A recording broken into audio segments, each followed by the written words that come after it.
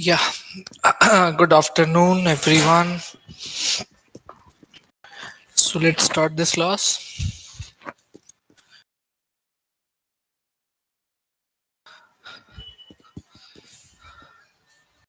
Not Neve batch, but Udan batch.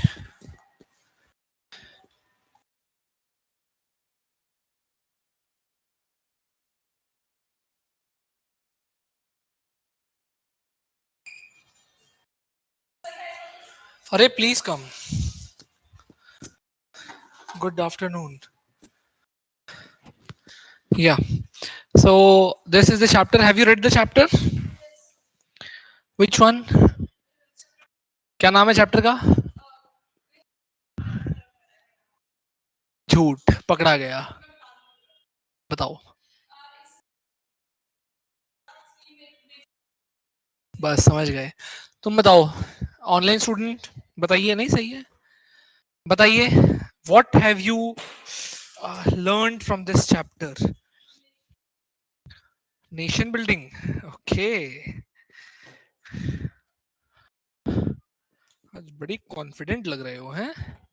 पढ़ाई करने से देखो ऐसे ही कॉन्फिडेंस आता है. Yeah, so in this chapter basically we will be talking about like when India got independence, at that time what were the major challenges that were basically faced by India.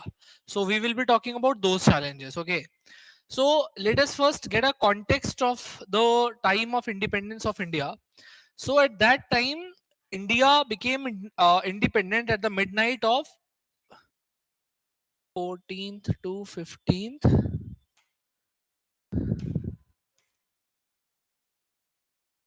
Is there a lag?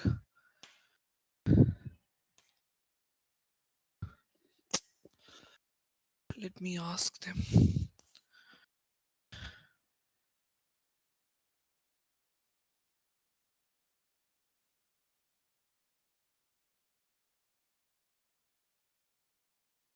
So at that time, there was basically we got independence at the midnight of 14th to 15th August 1947. Okay.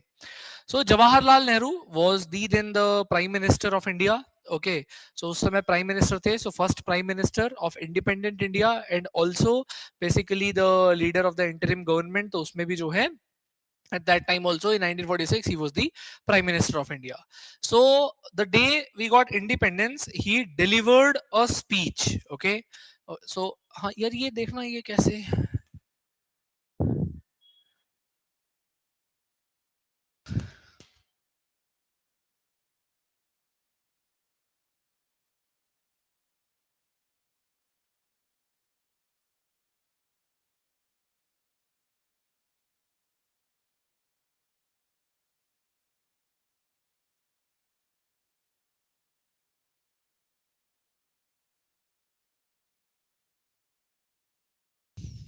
ये इसी नहीं चल रहा है ना चला देना यार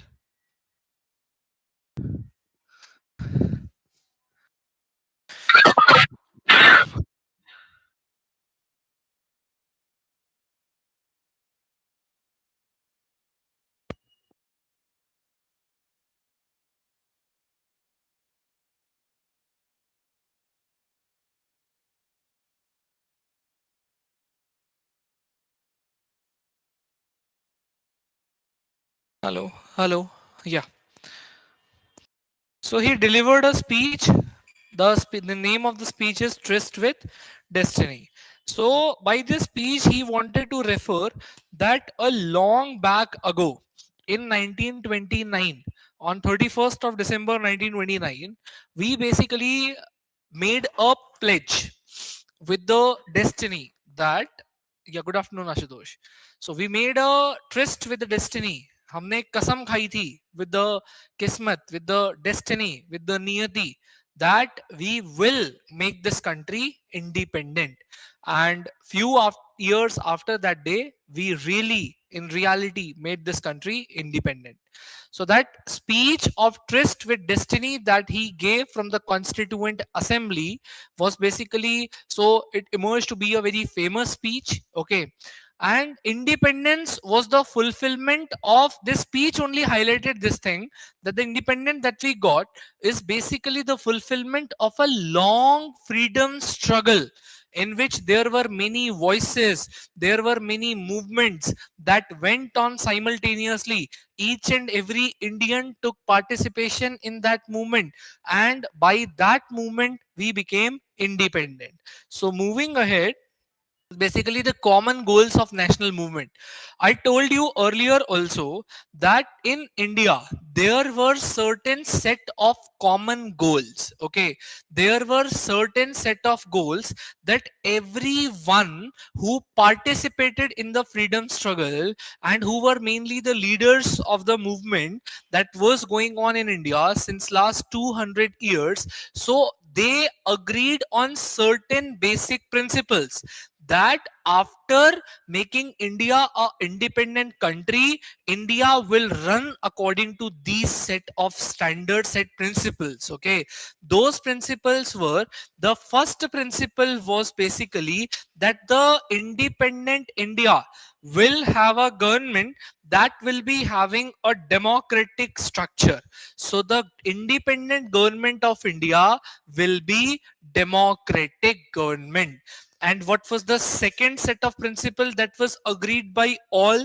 Okay, okay, during the time of freedom struggle, that was it, the government of independent India will be, will take into consideration the needs of everyone, not just the rich people. Okay, so poor and socially disadvantaged people, so the independent India will take into consideration the need of all those people. Okay, freedom was not just a political independence, but it was also a fight against the evils that were happening in the society, and also was basically, the freedom was for justice, it was for equality, it was for the dignity of all right.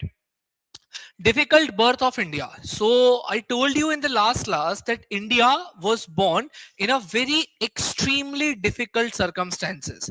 During that time, in the year 1947, a large scale communal violence actually broke out in India.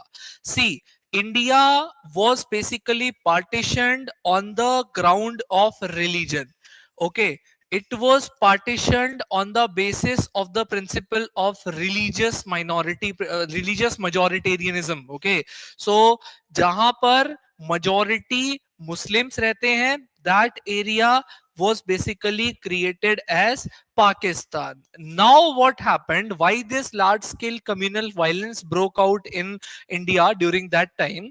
What happened, there were some minority Sikh and Hindu that were living in the West Pakistan side, and there were certain Hindus that were living in East Pakistan side. Okay, similar thing happened in India also. In Amritsar and Kolkata like places, there were certain Muslim communities that were now in minority, were living in Indian side of both in Punjab as well as in Bengal. Now the Hindus were basically, the Muslim people in the Pakistan side started killing the Hindus and the Sikh people that was there in minority, and same thing happened in India also. Three major places, Amritsar, Lahore and Kolkata, these places turned out to be the communal zones where large scale killings were happening during that time. The second problem was basically the problem of massive displacement of the people and the refugee crisis that India started witnessing. What was the massive displacement? Why this massive displacement actually happened? Because now the people, for example, a Hindu community that was living maybe in Lahore, that was not a minority community, because Lahore was not a part of Pakistan at that time. But what happened after independence? Pakistan became a Muslim majority country, wherein the people in their own land, sitting on their own land, turned out to be a minority community. Okay, they converted into a minority community, right? So now what happened, so those people were compelled to leave their ancestral houses and to move to the another side of the boundary. Okay, so large scale massive displacement of the people and refugee crisis happened. It was a matter of deep trauma. It was not just the partition of the land, it was the partition of hearts, due to which many lives were lost, property was damaged, and deep trauma that came in the minds of the people. So despite these challenges, the Indian leaders did not diverted themselves from the long term goals of nation building. Okay, so there were certainly three major challenges before independent India. So what were those three major challenges? The first challenge was the challenge of nation building and to maintain national unity.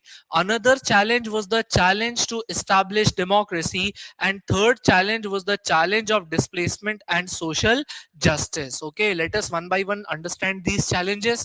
So the first challenge was the challenge of nation building and national unity. What does this mean? This means that in India, since the chapter 1 we are understanding this thing only, that India is a land of diversity. There are multiple languages, religion, region, culture, tradition, and we are also having a vast geographical diversity.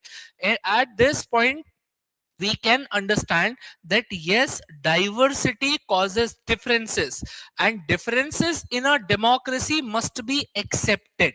Okay, what happened in India, because that was just a newborn nation, just like a newborn child, very much prone to any kind of disturbance or threat from outside, okay, and even from inside. So now what happened with India, there was a widespread belief that such a large diverse country could could threaten the national unity. So such a large scale diversity that was there among the people, it it will basically not allow such a large country to strive.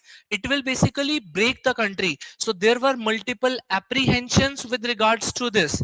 Another thing was that the partition created a fear in the minds of people that once this country is now divided, so there are chances that this country might get divided multiple times. These were the fears in the minds of the people during that time. There were some key questions that whether India will remain united or not. Should Indian national unity be achieved at the cost of regional identity? At one point, there is the unity of the entire country. At another point, there are various regions having distinctive culture and diversity. So should these diversities be allowed to thrive, or just for achieving the national unity, we must destroy these diversities and create a single Indian identity to basically unite this country? So what should be done? The question was this. Now another thing, how should regional linguistic and cultural identities be accommodated? How can they be accommodated inside India, maintaining their regional identity but also maintaining the united credential of India? So that was the major question. How would the integration of Indian territory be achieved? How will everyone, every diverse section of the society be integrated inside the basically Union of India? Okay, so that was the first question that we just talked about. Now, what was the second question? The second question was that soon after independence in 1949, on 26th November 1949, we adopted a democratic constitution, the longest constitution in the world. Okay, but the question was not just to adopt the constitution. The constitution involved various things like fundamental rights, like universal adult franchise, that everyone above the age of 21 years can vote. Also, parliamentary form of government was there. However, this was not the real challenge. The real challenge is not to adopt a book made by Constituent Assembly. This was a document only. The real challenge doesn't lies in making the constitution, but basically the real challenge lies in inculcating the democratic practices in the minds of people.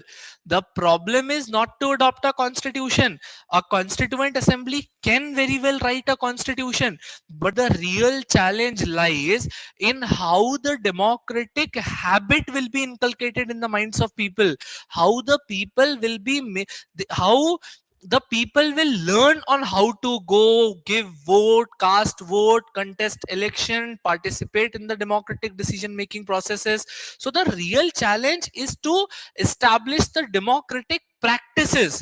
The real challenge is not to adopt the supreme law of the land, how to implement that law, how to basically conduct those practices, democratic practices, in a free and a fair environment. The challenge was this, all right. Now, what was the third challenge? The third challenge was about development and social justice. Before independence, what we just saw, that every institution that was there in India, that was just working for the benefit of the rich, for zamindar, zagirdar. Okay, so every institution was just working for the upliftment of, not upliftment, but for the benefit of just the rich class. So now the challenge was that how to bring social justice in India, how to bring the development of all, not just the development of few. How basically the constitution guaranteed that before law everyone will be treated as equal, provided that special protection must be given to the community that require it. DPSPs were also there, but the core issue was how to ensure the economic development, how to reduce the poverty, and how to ensure that the benefits of development reaches to all the sections of the society, not just to few, not just to richer one, not just to well off people, but to all. Okay, that was the main question. Now India's response to these challenges, how India actually responded to these challenges, that was a question.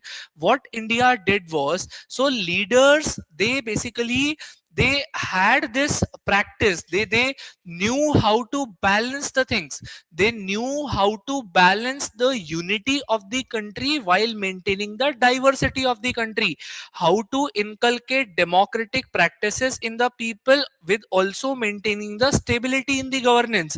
They knew how to ensure the economic growth of the country, but no, economic growth must not be there only for the richer one, but also to ensure the social justice in the to the for the people. Okay, the success and limitation of these efforts uh, form the subject matter of Indian politics since independence. So these were the visions, goals, and uh, the things that actually are there since the time of independence in the politics of India, that is actually helping India to grow. Okay, so now partition, displacement, and rehabilitation. So this was just a glimpse of the scene that was created during the time of independence. The large scale in the entire world, the biggest displacement of the mass of people happened during this time in India. Okay, सबसे बड़ा, इससे ज्यादा बड़ा mass displacement of people has never happened in the history. Okay, creation of two nation. Now on 14th 15 August, India got independent, but with independence there came partition. India was not just born united, but was divided into India and Pakistan.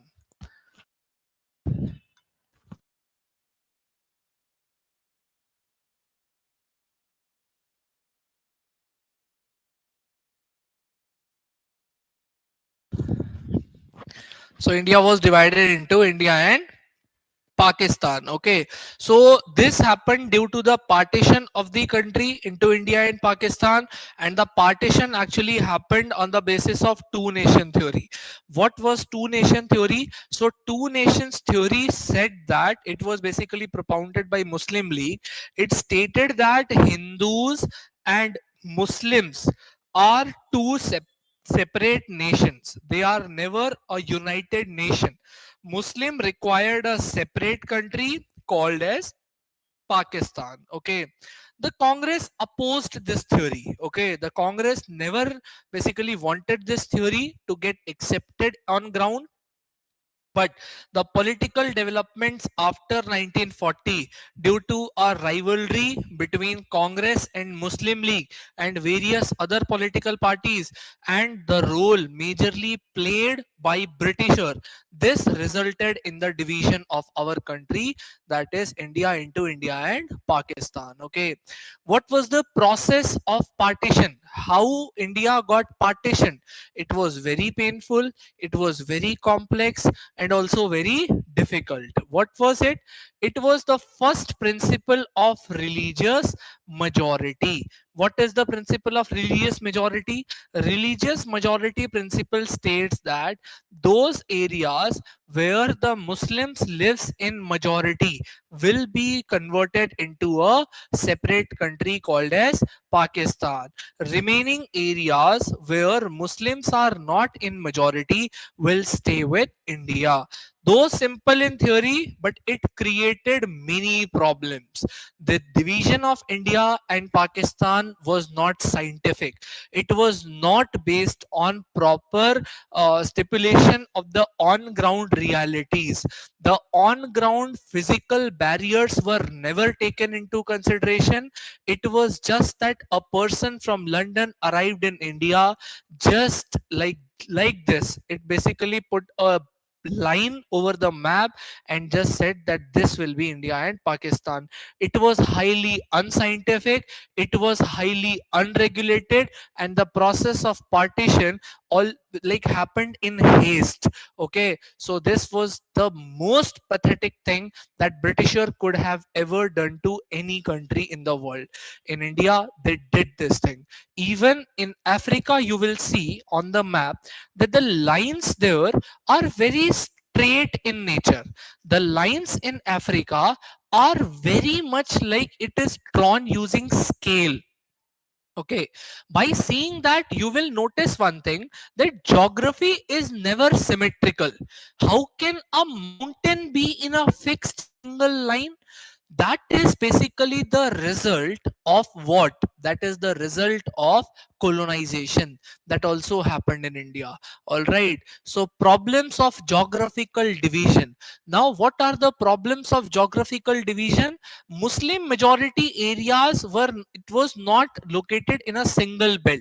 It was in two different places. One was in Punjab and another one was in Bengal. Okay, Muslim majority areas were in first, it was in west, it was in northwest, basically in Punjab, Sindh, northwest frontier province, and Balochistan. So this area comprised of one part, not full Punjab, but basically half Punjab was having the Muslim majority, and half Punjab was having, like less than half Punjab was having Sikh majority. Okay, now another one was east.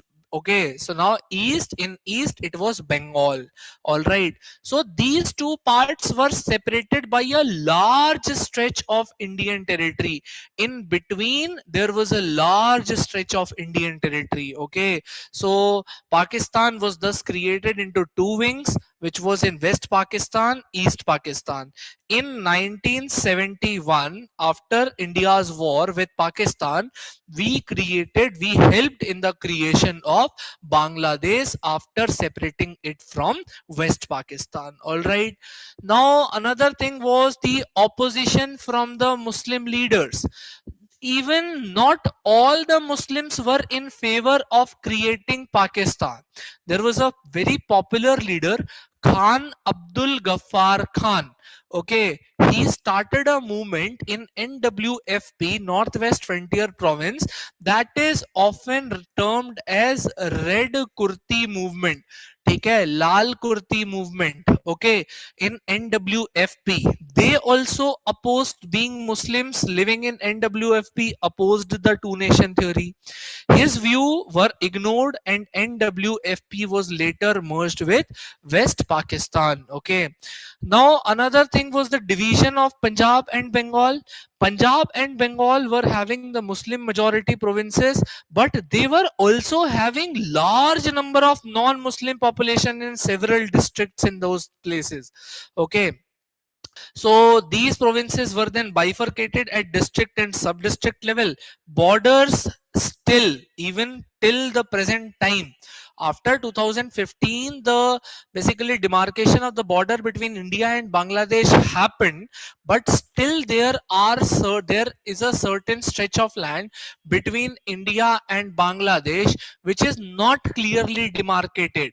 Some enclaves inside India, so inside Bangladesh, surrounded by Bangladesh, belongs to India. Certain enclaves surrounded by India from all the side belongs to Bangladesh. So these things, these problems still exist at the border level in India, with India and Bangladesh. Okay, there are certain efforts, there were efforts also to demarcate this particular thing, but still the problem has not been resolved till the time. See the kind of unscientific division between India and Pakistan. The borderline between India and Pakistan is still very much tensed. The LOC, even with China, the LAC, these things are very much tensed. Okay, just give me a second.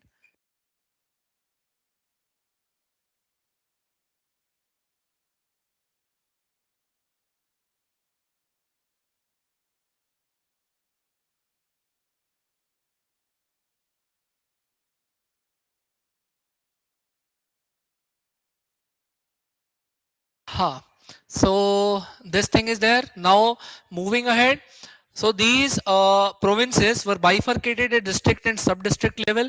Borders were not clearly announced by the Independence Day.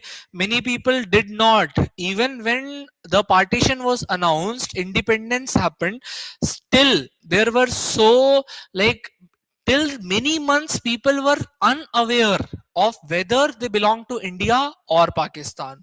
Okay, such kind of division was like there, it happened. Okay, minority problem, like there were minority. So in Pakistan, the minority was Hindu and Sikh minority. In India, there was Muslim minority.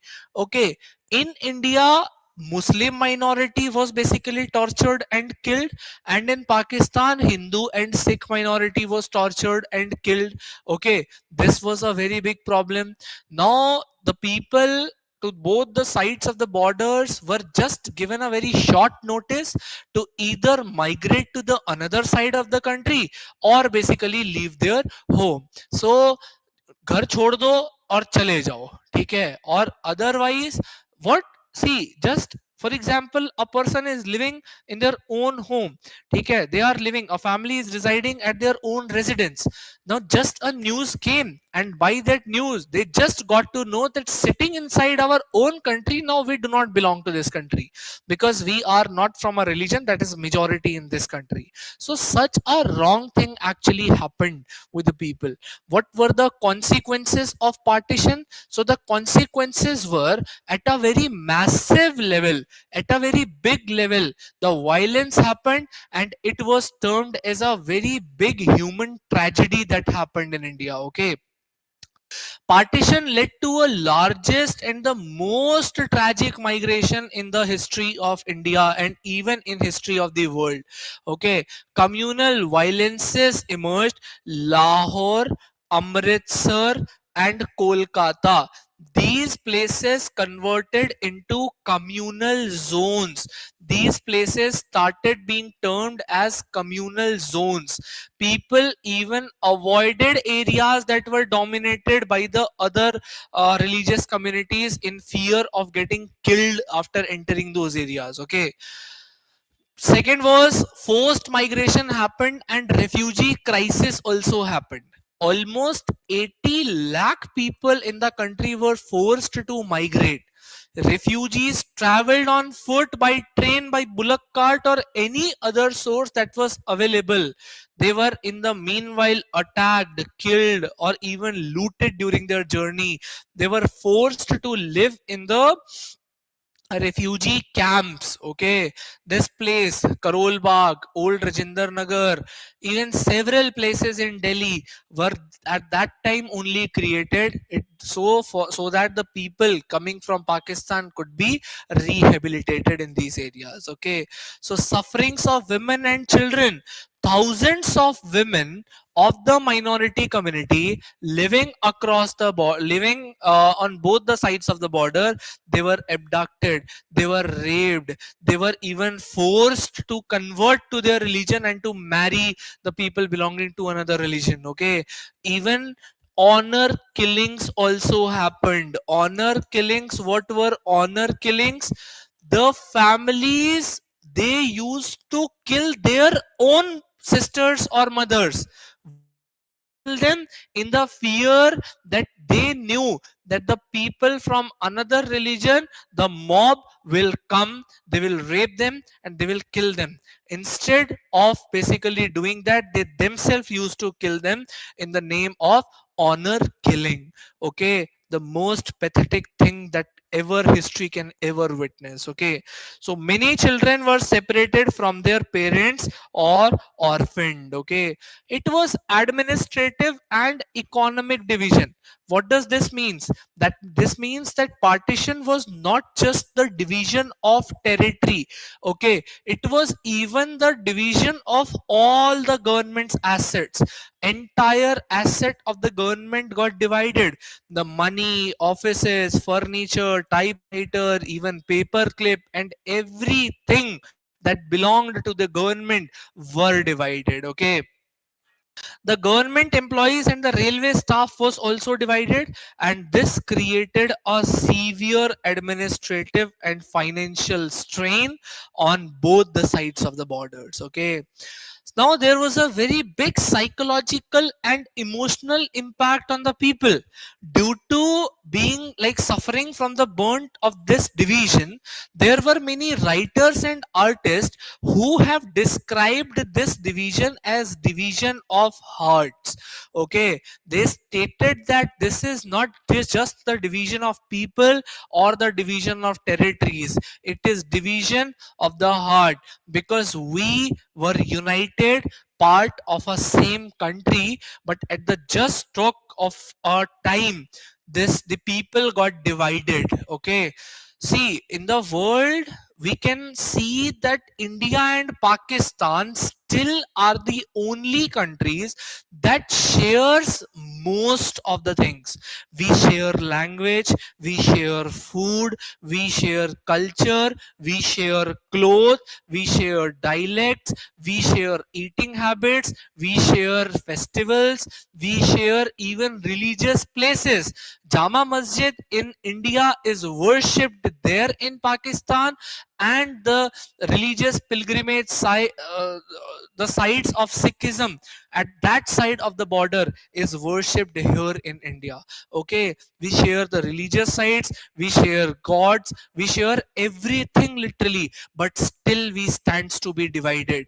Okay, but still we are different. It is just because of the political thing. It is often said that the bullets are fired on the field by the orders that are given from inside the airtight conditioned rooms. Okay, जो airtight conditioned rooms में those people who are sitting inside, they give the order on ground to kill the innocents. Okay, this thing actually happens. Still we share the most of the similarities. Okay, the only thing is radicalism, the politics, the terrorism, the extremism that has kept us divided still. Okay, the day Pakistan will stop sponsoring the terrorism and Pakistan will stop the radical activities, we there is still the possibility that we can maintain good relations with each other. Okay, so now coming on to the main point, challenges to India's secular identity.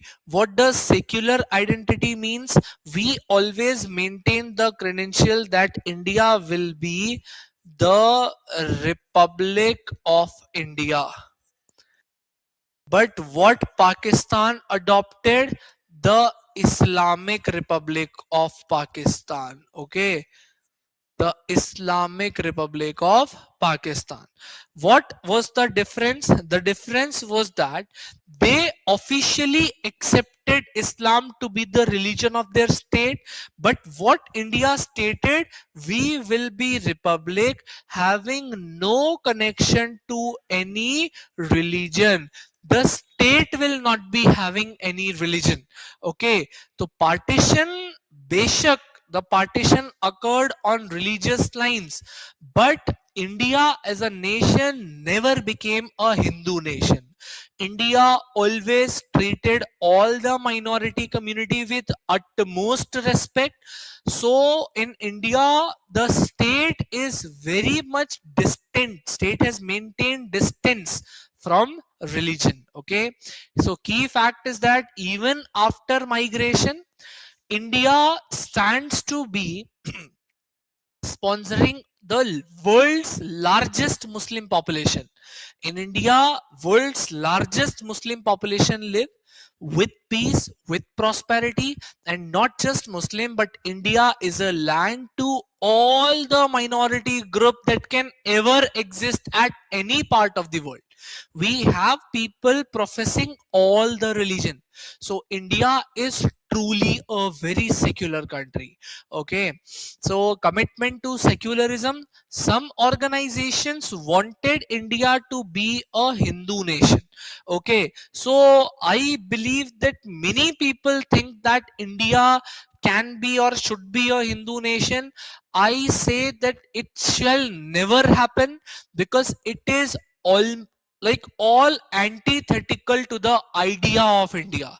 India has a idea. India is based on a particular idea, and the idea is basically the secular credentials of this country. Okay, so India must respect all the, so many other people believe that India must respect every religion equally, and citizenship in India must not be on the basis of any religion. Okay, so the principle was firmly affirmed in the Indian constitution, although the word secularism in Indian constitution in the preamble was added much later by the 42nd constitutional amendment act 1976. But still, since the time the constitution was adopted, the constitution inherently had the idea of secularism maintained in it. Okay, moving ahead, the problem about the integration of the princely states. So at the time of independence, there were 562 princely states. The Britishers stated that the princely states had the, so there were two types of territories in India. The one type of territory was the British Indian provinces. Those provinces were directly basically ruled by the Britishers. Those provinces were directly transferred to the government of India. There were 562 princely states. Someone said something?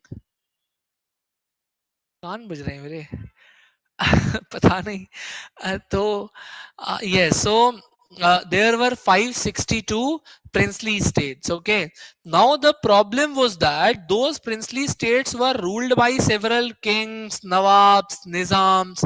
Now the problem was that these princely states were given the option that either you can join India, or you can join Pakistan, or even you can remain independent.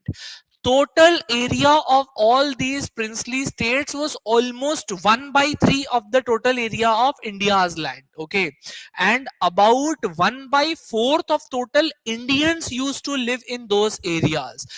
Okay, so here it is written 565. Some sources says it's 565, but many of the sources also says that it's 562. Okay, so these were big or either small. All right, so the problem after independence was that before independence the Britishers announced that these are the princely states, and those princely states were under the overall paramountcy of the British Empire. Okay, so now when there is no British Empire now, so they are technically independent.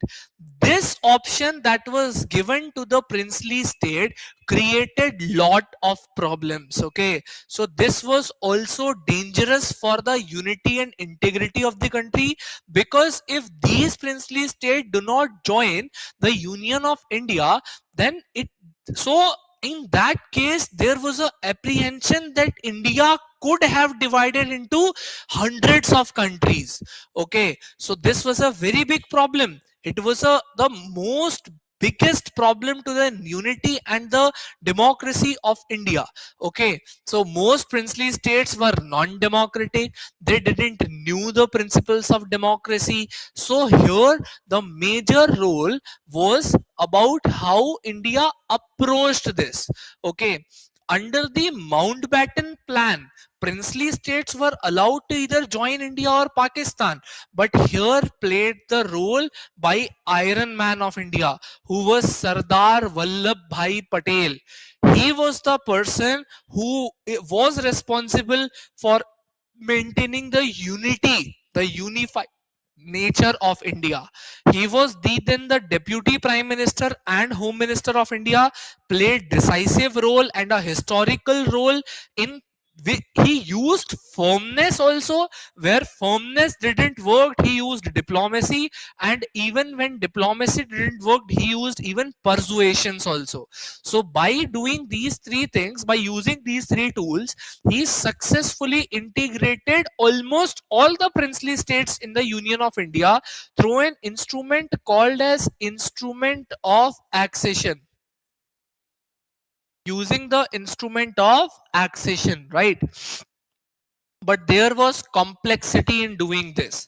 Odisha had 26 small states. Saurashtra region, which is a part of Gujarat, had 14 big states, even 119 small states. So this task of basically making these princely states to compelling these princely states to join Union of India was very difficult. Okay, what was the guiding principle in front of Indian government? What approach guided Indian government? That so I'm just coming in 1 minute. So until then, please do read this slide. Okay, I will discuss this slide just after coming.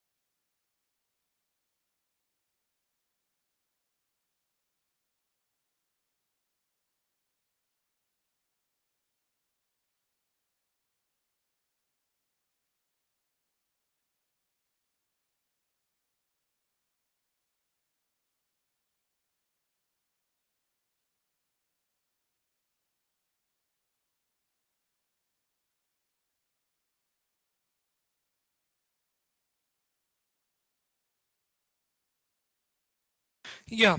So when, for example, if the question was asked to the government of India, like why do you want every princely state to be included in the Union of India? If suppose this question is asked to the government, okay, so the response of government was that they had this basically guiding principle. They stated that it is not the will of the government, but it is the will of the people who are living in those territories that they want to join India. That was the foremost thing. Another thing was that Indian government said that we are very much ready to give you flexibility. Okay, we will give you flexibility and even autonomy in your decision making. If you are having this apprehension, let's suppose a princely state, a king of a princely state is standing in front of me and I'm the government, I will say that don't worry, join us. We are always ready to give you flexibility in your internal decision making. Take your internal decisions, maintain your autonomy, take the autonomy from us, but the only thing is that be as a part of India. Okay, the main things that, for example, the foreign policy, the currency, the transportation, the trade, the communication, the defense, these will be the responsibilities of India, and rest in other matters take flexibility. Okay, that was the major approach of India. So now next was national unity and security. So it was that after partition, territorial integrity became the topmost priority. We had this in our mind that whatever thing happens, but the national unity and security of India must be our foremost consideration. So if we are given with the options, we will choose the option that basically upholds the unity and integrity and security of the country. All right, instrument of accession. So what was the instrument of accession? So instrument of accession was a device that was supposed to be signed by the princely states for formally joining the uh, Union of India. Okay, for formally becoming the part of the Union of India. So peaceful accession was achieved in almost all the cases except few. In Hyderabad, what happened? Let me just tell you the story of what happened in Hyderabad. In Hyderabad, there was basically a ruler who was Nizam. He was a very powerful ruler. He was a Muslim ruler. The population, there were many Hindus that were living inside the Hyderabad. Okay, Nizam was very rich that even there are stories that even in making of Makkah and Medina, the Nizam of Hyderabad funded that. Okay, so that he was that powerful. Okay, very powerful person. What he did was the Nizam basically signed a standstill agreement with India. What's the meaning of standstill agreement? The standstill agreement meant that we are just not taking any decision, neither joining India nor joining Pakistan. Remaining independent as of now, just signed the standstill agreement. But what was witnessed in Hyderabad was that the people started a popular movement. There, a popular movement started by the people living in Hyderabad against the rule of Nizam. Okay, so the people started the movement. Women also participated in that movement in a very large number. Okay, so this movement started. So this was the case study of Hyderabad. All right. So there was a popular movement that started in Hyderabad. People took participation in that movement. Women also took participation. But now what the ruler there did, he was having his own personal, not personal, basically the forces of the ruler that was called as Razakars. So now just understand the chronology. The ruler signed a standstill agreement by which he stated that he will not merge with India or Pakistan, but will just remain as it is. Okay.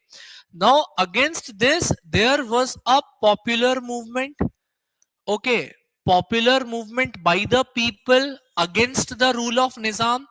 What the ruler did, he asked the Razakars to commit atrocities against Indians. Razakars, the forces of Razakars started killing the non-Muslim people. They started moving against the non-Muslim people who were participating in the popular movement going on in Hyderabad. Those Razakars started abducting the women, raping the women, committing atrocities against men belonging to non-Muslim religion. Okay, now after seeing this, what Indian government did, in September 1948, Indian army intervened in this, and by the intervention of Indian army, Hyderabad was formally extended to the Union of India. Okay, ये छोटा कैसे होगा यार?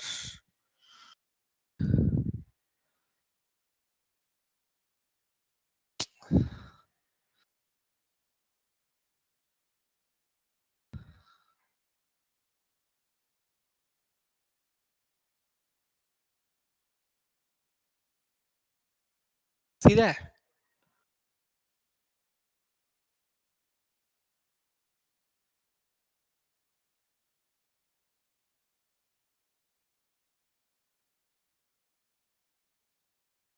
आज why are people so silent in class? Why are you all silent? Asking no question, nothing. पूछो कुछ. हाँ, Ashutosh, प्रहर्षा, Subhashree, why so silent? Yes, ask something. No, no question. Actually, sir, I have seen all this in the video format of Pradhan Mantri name series. Okay, you have seen all these things. Yes, Oh, sir. nice, Actually, I have studied same subject in class 11th. nice, nice, nice. That's good. That's good. Okay, so you are now able to relate with these things what I am teaching. No. Yes, sir. What series he is talking about? Na, you people, other people also should watch. Uh, एक प्रधानमंत्री series चलती है, प्रधानमंत्री episode. What is the exact name of those episodes? The Pradhan Mantri only search in it on YouTube, you will find it. Or whenever you want to, because you people are UPSC aspirants, and if you get some time, no, then instead of watching those news where the those stupid commentaries are happening, instead of watching that, you can watch CNN India. Okay, so that CNN India is an English news channel that gives very good quality news. For watching international commentaries and for having a look at what is happening in the world politics, you can see Palki Sharma Upadhyay. Okay, she is a very good anchor, very brilliant anchor, good, doing the most, or I would say the best commentaries. Okay, and for watching debates on whatever things are going on in the world nowadays. Okay, not world but basically in India, related to the global politics, so for that you can watch Rajya Sabha TV. Okay, Rajya Sabha TV discussions are there. You can watch Rajya Sabha TV discussions there. Okay, so these things you can watch in your free time. Pradhan Mantri episodes are the best episodes that will give you like a glimpse of what has happened since the history till now. Okay, even some movies are also there. For example, movie Gandhi, Mohenjo-daro, or something like that. You can search over internet like what movies a aspirant should watch. You will get a list of all those movies. All right. So even so, I always tell everyone that now, because you are preparing for the most difficult examination in the world, I would say, so each and every action that is done by you, okay, must be directed towards achieving your goal of writing the UPSC examination and clearing this. Okay, each and every action, even while eating also ना, ऐसा हो जाना चाहिए कि even आप एक UPSC aspirant हो, आपके अंदर वो जलवा होना चाहिए कि इवन अगर आप रोटी का टुकड़ा भी तोड़ रहे हो ना, तो उस रोटी के टुकड़े को तोड़ करके भी आपके दिमाग में ये आना चाहिए कि ये रोटी जिस वीट से बनी हुई है, उस वीट को उगाने के लिए ज्योग्राफी की एनसीईआरटी में कौन कौन सी क्लाइमेटिक कंडीशंस दी हुई है. Whenever even eating dal, no, you must be like there must come in your mind कि ये कौन सी दाल है और ये किस क्लाइमेटिक कंडीशन में उगती है. Whenever going to any new place, or basically whenever seeing anything, all the things related to your examination must be there in your mind, because a UPSC examination aspirant is considered to be as a generalist. What is the meaning of generalist? You must not do PhD in few things, but instead of that you must know something about everything.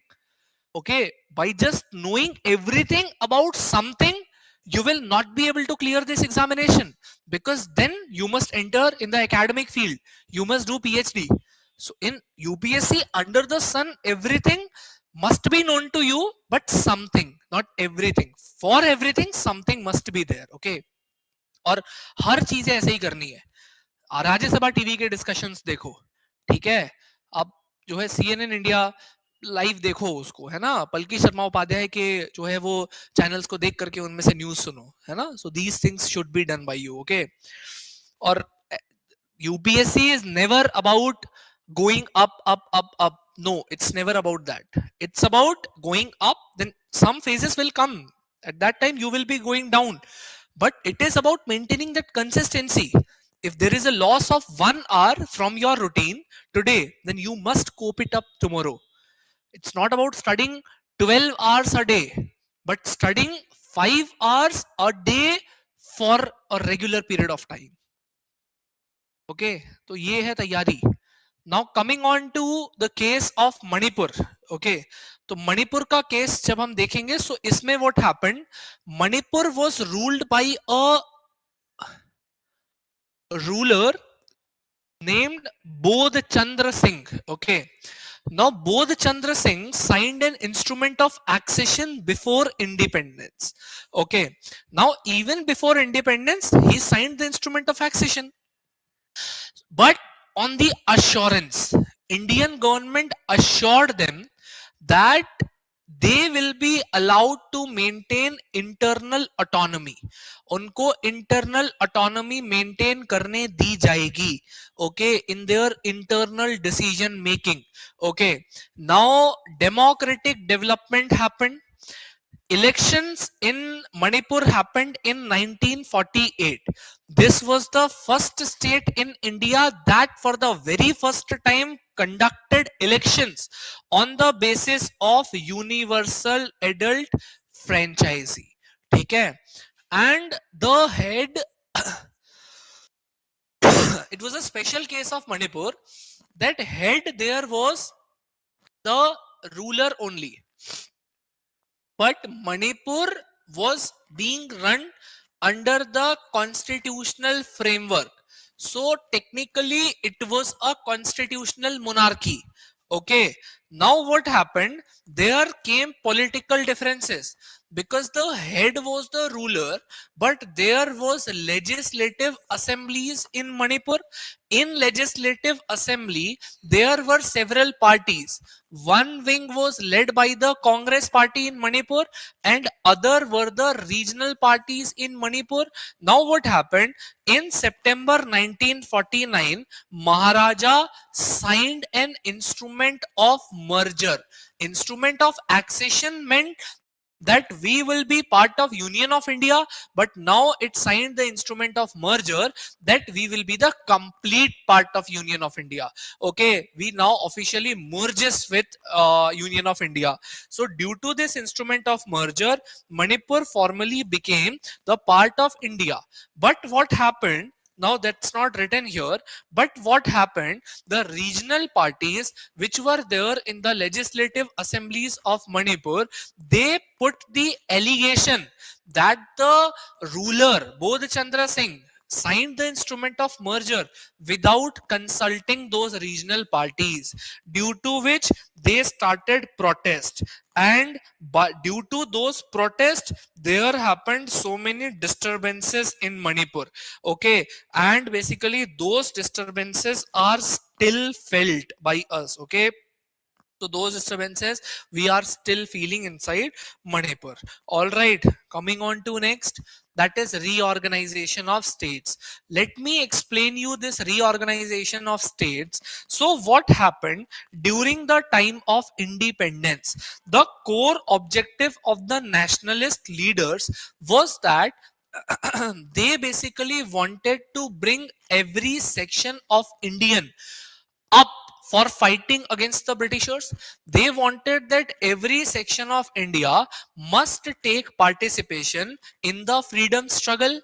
What we observed that every section was not equally taking the right participation in the freedom struggle, due to which there the leaders observed one thing, that there was a demand, okay, in India, that the people wanted their linguistic states, that the people wanted that their states must be for their language.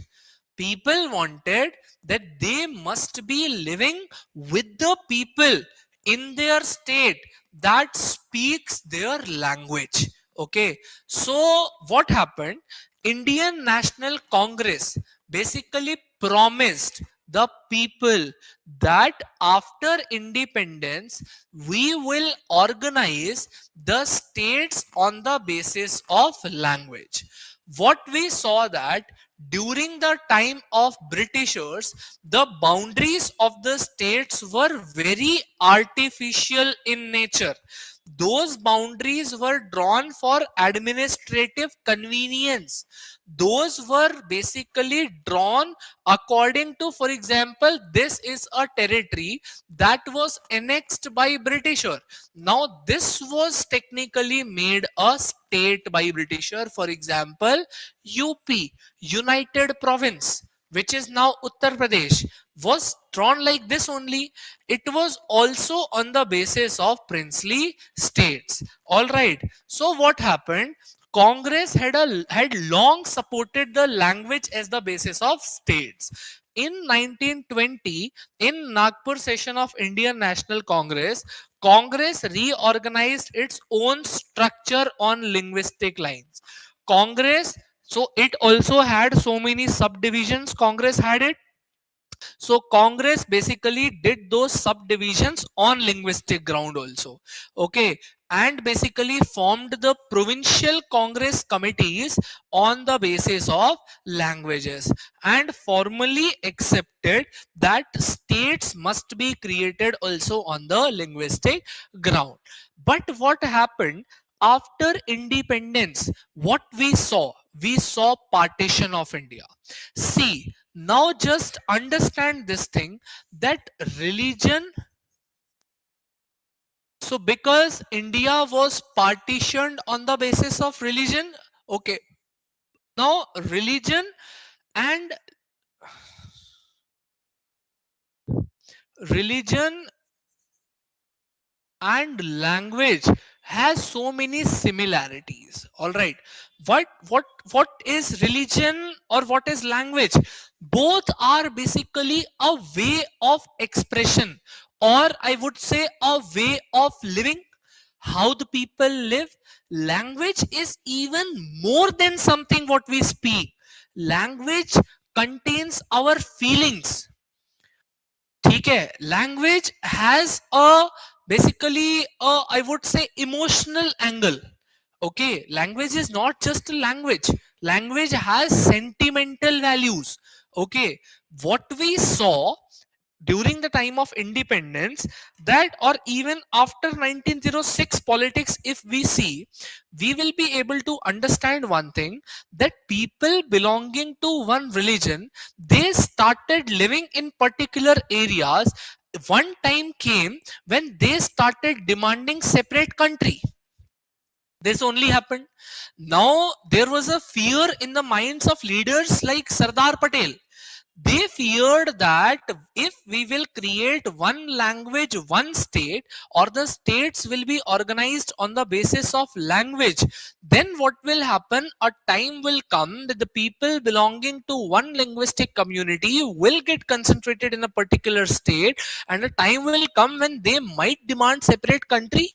So basically this thing, so this decision to create states on the basis of one language was then postponed. So the Congress postponed this decision due to the memories of partition was just fresh only, and integration of princely state was also not finished at that point of time. So due to these fears, we basically postponed this decision of creating linguistic states. Then what happened? There came a popular movement in Andhra Pradesh. In Andhra Pradesh, there was a wide scale movement which is often referred to as Vishal Andhra movement. What was in Vishal Andhra movement? Madras was a province. Okay. There was a Madras province. Madras was basically composed of today's Tamil Nadu plus today's Andhra plus today's Telangana. Okay, it was a very big province. The people in Madras, so some were Tamil speaking people and some was Telugu speaking people.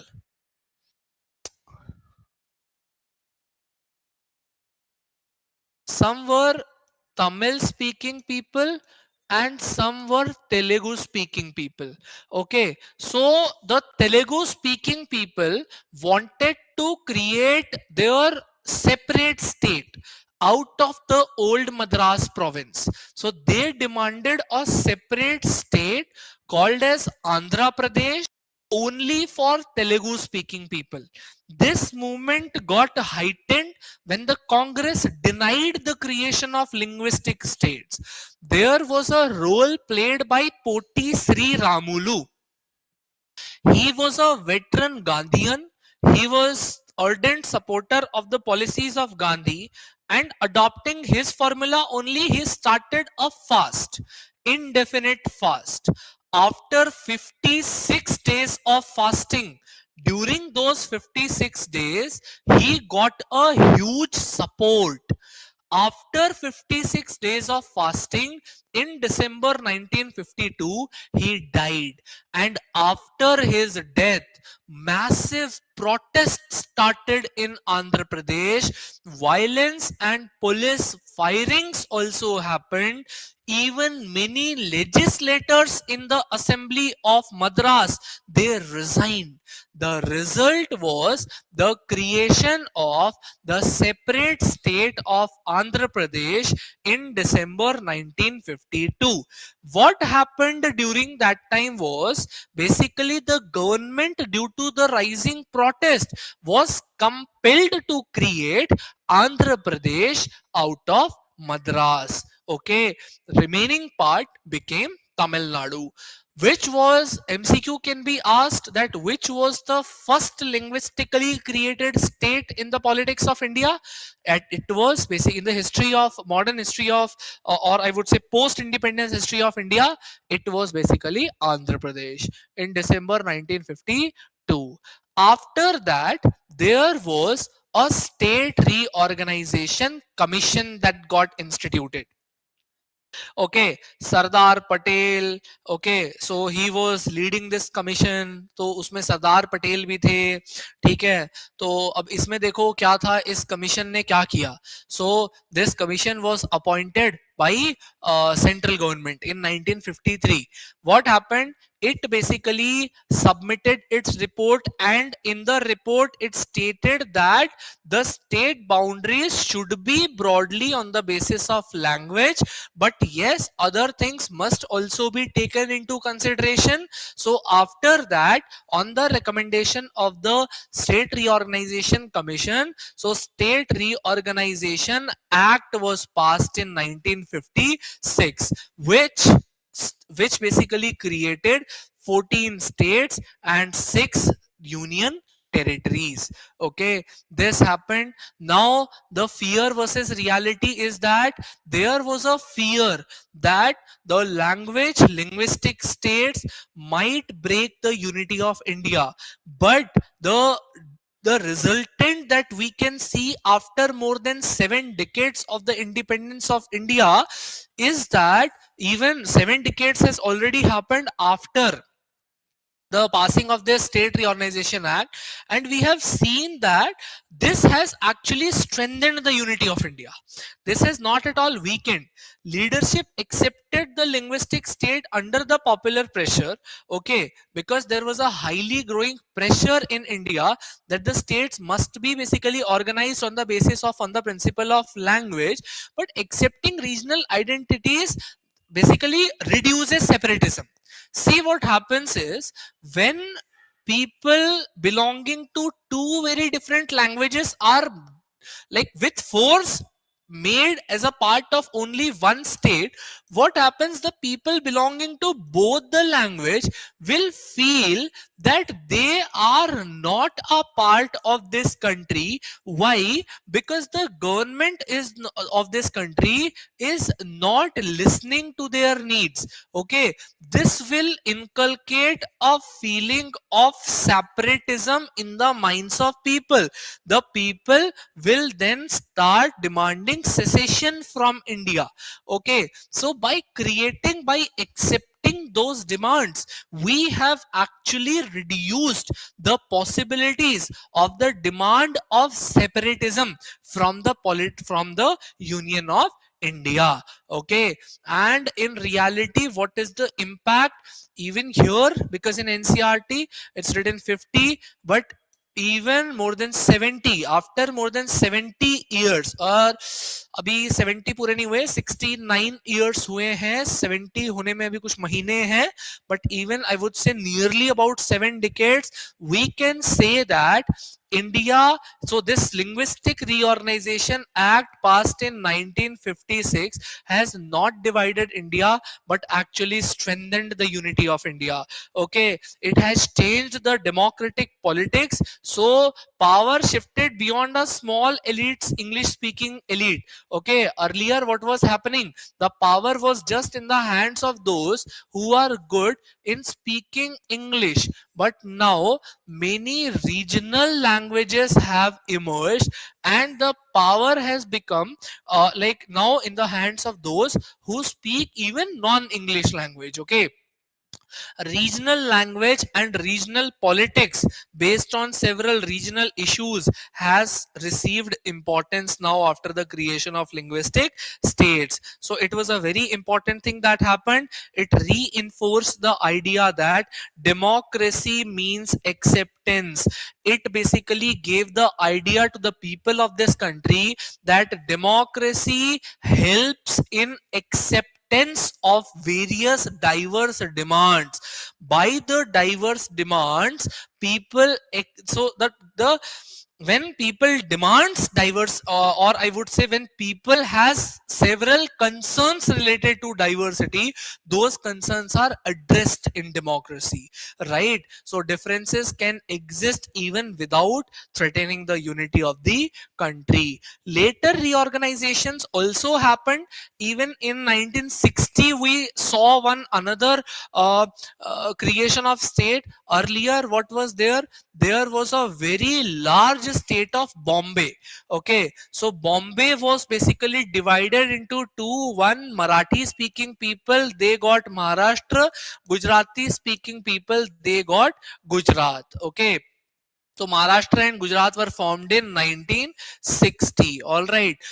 Punjab reorganization we saw due to the rising demand of Akalis. Okay, they demanded a Suba. Okay, so Punjabi Suba. So due to the conflict between the Punjabi speakers and the Hindi speakers, Hindi speakers were there in Haryana, and several regional languages were spoken on those hilly areas. Now Himachal Pradesh. Okay, So Punjab was reorganized and Haryana and Himachal was carved out of Punjab. Okay, so the reorganization also has happened in northeastern regions also. Northeast reorganization, we saw that majority of the part in northeast was the Assam. Okay, so several other states were carved out of Assam only. For example, Nagaland in 1963, Meghalaya, Manipur, and Tripura were given the status of statehood in 1972, Mizoram and Arunachal Pradesh in 1987, much later. Beyond language, also, we have seen that in India, language is not the only factor that decides the creation of the states. In India, we have seen that not just language but distinctive regional culture. For example, Chhattisgarh, Jharkhand, Uttarakhand, these places are not created on the basis of language.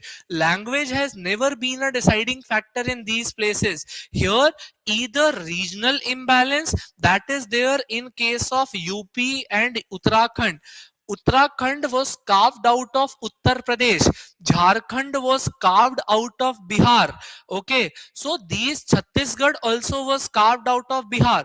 Okay, earlier, or if I might be wrong, but yes, I know this. Yeah, so the reason behind doing that was not the language, but because there were allegations from the people living in these states that majority of the development is going to other region, not coming to our region.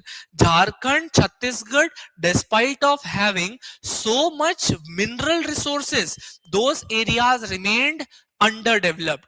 Imbalance was there, okay, with respect to these places in Bihar and other places. Okay, it same was in case of Uttarakhand and Uttar Pradesh. In Uttar Pradesh, they alleged, the people of Uttarakhand alleged that development is going just there in Uttar Pradesh, not coming to Uttarakhand. Okay, so these were the allegations that were there. Okay, so due to this, in 2000 these states were created, but not on the basis of language. Telangana is basically also created, the newest state formed in on 2nd June 2014, not because of language but because of the cultural distinctiveness. Okay, continuing process. Now there are more basically demands coming. For example, the demand of Vidarbha, that is the Maharashtra demand, that this region is there in Maharashtra, and a demand is there. Even a demand is there in Harit Pradesh, basically the language of Harit Pradesh, that is a part of western Uttar Pradesh. What the problem there is that the language is of western Uttar Pradesh is very much different from the language of the people belonging to eastern Uttar Pradesh. Developmental work is very less there as compared to the eastern Uttar Pradesh. Okay, so due to this, the people belonging to Harit Pradesh are demanding this. Even there is a same kind of demand in North Bengal. Now the time has to decide what has to be done with these demands. Okay, whether to fulfill it or to basically not fulfill it. All right, so any doubt from this, any problem? बताओ. नहीं, क्यों नहीं? क्यों नहीं होनी चाहिए? No आ, sir, सब समझ में आ गया। क्या सब समझ में आ सर गया? समझ में आ गया। फिर तो बहुत बढ़िया बात है यार. You also, Praharsha, Subhashri, understood everything? Yes, sir. All right, all right. So we'll be doing the next in the next class. Okay. Until then, bye bye. Take care. Sir, I do have a doubt about the PDFs. You, The P- the PDFs, sorry. sir, the PDFs that you share. Haha. I've PDFs are asked. not there. I've not in the portal. I've emailed Parvesh sir as the other day that you gave the email address of, and he gave 3 PDF files, which are of class 6 and class 7. How do I ask for whatever you taught until now, like the about Kashmir, Punjab, and I'm just North going India. upstairs and just sharing it. Okay, I'm just going to the admin team. We'll talk to them. Okay. Oh, okay, We'll sir. talk. Thank you. Okay. Yeah. All right. Thank you. Thank you. Thank you, sir. Welcome. Welcome. Bye bye.